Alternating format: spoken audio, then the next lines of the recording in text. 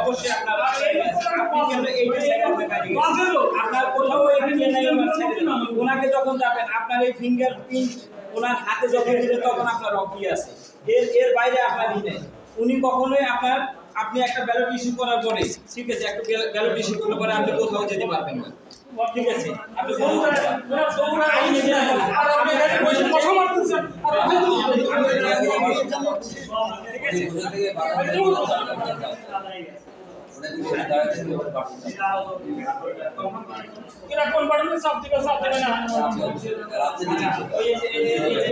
দেখি আপনার নাম কি ভাই?